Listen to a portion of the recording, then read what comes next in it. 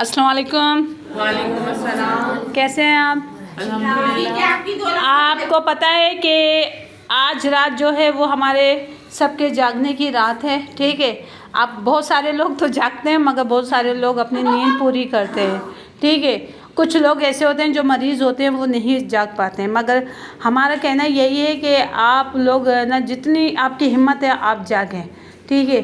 बाकी ये है कि रब सुनने वाला है। बाज़ लोग ऐसे होते हैं कि इबादत करते करते और तस्बीह पढ़ते पढ़ते सो जाते हैं, आँख लग जाती है, तो वो सोते ज़रूर है मगर उनकी इबादत जारी रहती है। सुभान अल्लाह। उनकी इबादत जारी रहती है और जब उनकी आँख खुलती है तो वो अंदाज़ा होता है उन्हें कि मैं पढ़ते पढ़ते सो गया, तो अल्लाह ताला कबूल करने वाला है, ठीक है ना। फिर वो दोबारा अपनी पढ़ाई को जारी कर देता है।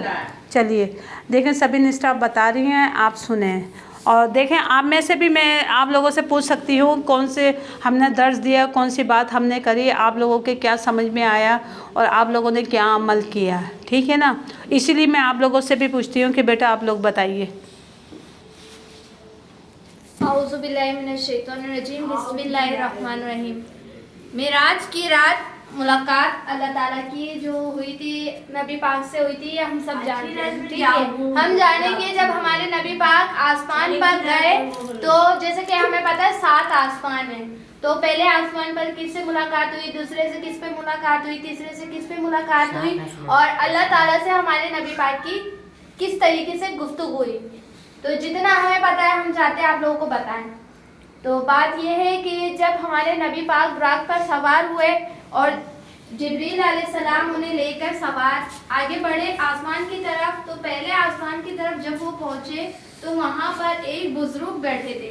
तो हमारे नबी पाक ने कहा ये कौन है, तो हज़रत जिब्रील अलैहिस्सलाम ने कहा इंसानियत के बाप यानी हज़रत आदम अलैहिस्सलाम हैं। तो पहले आसमान पर उनकी मुलाकात हज़रत आदम अलैहिस्सलाम से हुई। तो हज़रत आदम अलैहिस्सलाम ने बोला ये कौन है आपके साथ, तो उन्होंने बोला अल्लाह ताला ने इन्हें बुलाया है, तो उन्होंने बोला अस्सलामु अलैकुम व रहमतुल्लाह, सही है। फिर दूसरे आसमान पर पहुंचे तो उनकी मुलाकात हजरत यहया और हजरत ईसा अलैहिस्सलाम से हुई। उन्होंने भी इसी तरीके से पूछा, क्योंकि हर आसमान पर पूछते, हम पहले पूछते फिर गेट खोलते ना, तो ऐसे ही उन्होंने पूछा ये आपके साथ जिब्रील अलैहिस्सलाम कौन है, उन्होंने अल्लाह ताला के रसूल है और अल्लाह ताला ने इन्हें मुलाकात के लिए बुलाया है, तो उन्होंने भी फिर हमारे नबी को सलाम करा।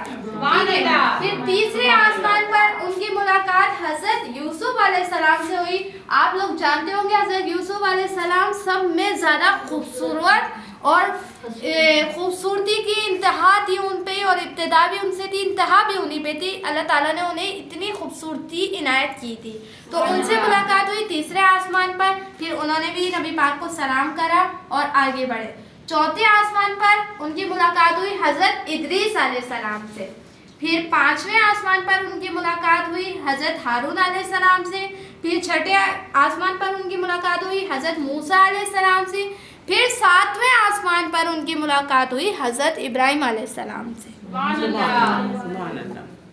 जब वो मिराज के करीब पहुंच गए, अर्श के करीब पहुंचे, तो हुक्म हुआ कि ए मेरे महबूब आगे आओ। इस वक्त हुजूर सल्लल्लाहु अलैहि वसल्लम ने चाहा नालेन पाए पाँव मुबारक से उतारे, अर्श हिलने लगा। क्या हुआ?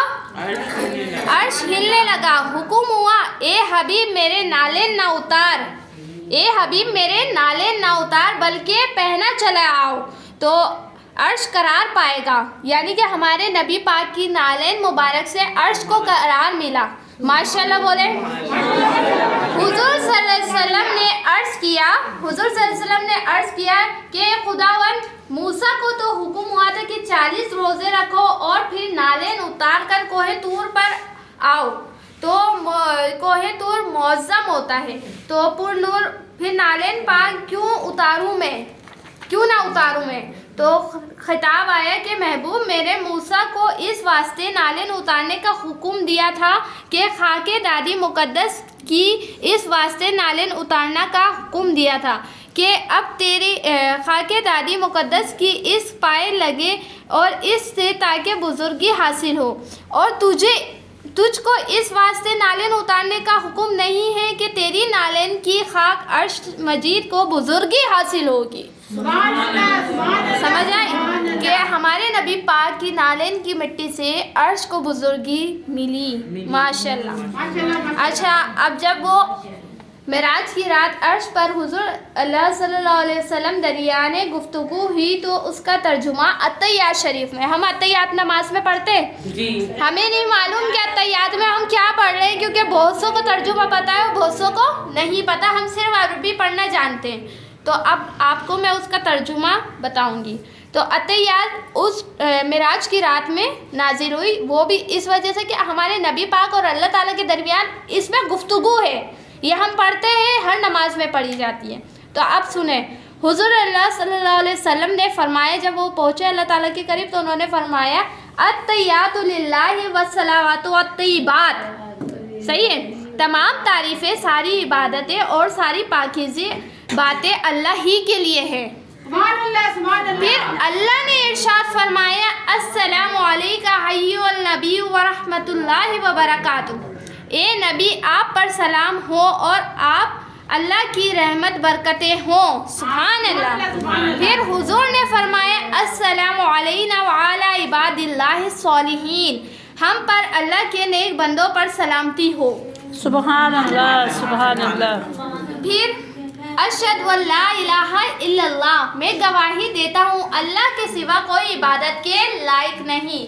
پھر اللہ نے فرمایا واشہد ان محمدًا عبدہ ورسولہ, اور گواہی دیتا ہوں, اللہ تعالیٰ نے بولا, اور میں گواہی دیتا ہوں کہ محمد صلی اللہ تعالی علیہ وسلم اللہ کے بندے اور رسول ہیں. سبحان اللہ, سبحان اللہ, سبحان اللہ. کہاں سے شروع ہوئی تھی؟